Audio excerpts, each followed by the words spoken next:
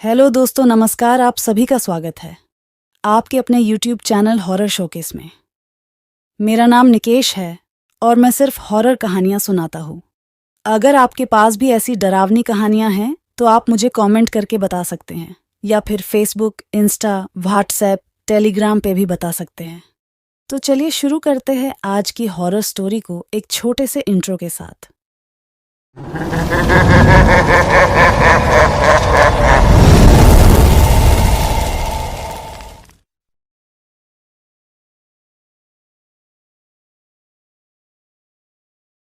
अजय, विक्रम और सोनिया बचपन के सबसे अच्छे दोस्त थे। वे तीनों गर्मियों की छुट्टियों में अजय के नाना नानी के पुराने गांव चंद्रपुर जाने का प्लान बनाते थे। चंद्रपुर एक शांत गांव था, लेकिन इस बार वहां का माहौल कुछ अलग था। गांव के लोग उदास और सहमे हुए से दिखाई दे रहे थे।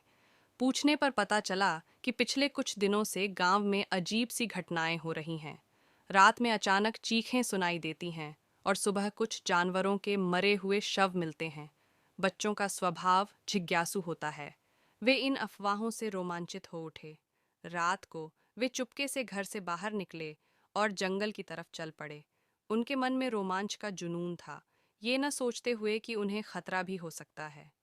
जंगल के बीचों बीच पहुंचकर उन्होंने एक टूटे फूटे मंदिर को देखा। मंदिर के बाहर एक बूढ़ा फकीर बैठा हुआ था। उसकी आंखें गहरी और चेहरा रहस्यमय था। विक्रम ने फकीर से पूछा, बाबा, गांव में क्या हो रहा है? फकीर ने धीमी आवाज में जवाब दिया, एक बुरी आत्मा गांव को परेशान कर रही है। सोनिया ने डरते हुए पूछा, आप उसे भगा क्यों नहीं देते? फकीर ने एक उदास मुस्कान बिखेरी और कहा, कुछ चीजें उतनी आसान नहीं होती जितनी दिखती हैं। बच्चों को फकीर की बात समझ नहीं आई। वे सोचते रहे कि शायद फकीर कमजोर है, तभी वो आत्मा को भगा नहीं पा रहा। अगली रात वे फिर जंगल की तरफ गए। इस बार उन्होंने दूर से चीखने की आवाज सुनी। आवाज एक गुफा से आ रही थी। डर के बावजूद जिज्ञासा उन्हें आगे खींचती रही। वे धीरे धीरे गुफा के पास पहुंचे। अंदर से रोशनी की एक किरण निकल रही थी। सोनिया ने कानाफूसी में कहा, शायद वहीं से चीखें आ रही हैं। अजय ने हिम्मत जुटाकर अंदर झांका। गुफा के अंदर एक कमरा था। कमरे के बीचों बीच एक खूंखार दिखने वाला आदमी जमीन पर गिरा हुआ था।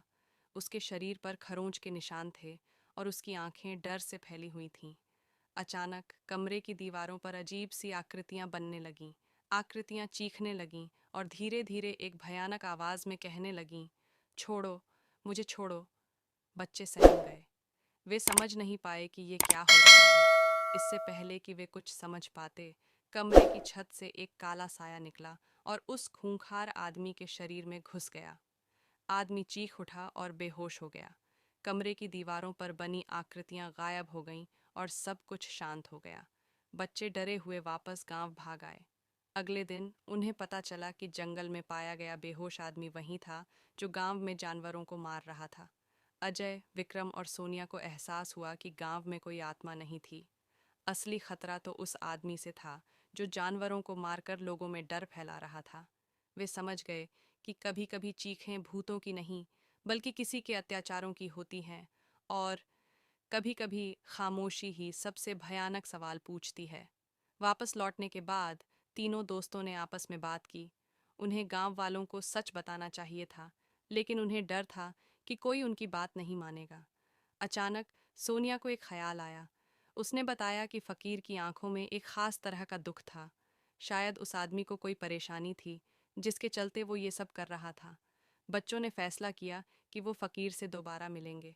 इस बार उन्होंने फकीर के सामने सारी कहानी बता दी। फकीर ने उनकी बात ध्यान से सुनी और फिर बताया कि वह आदमी गांव का ही रहने वाला था। कुछ साल पहले जंगल में उसका सामना एक बाघ से हुआ था।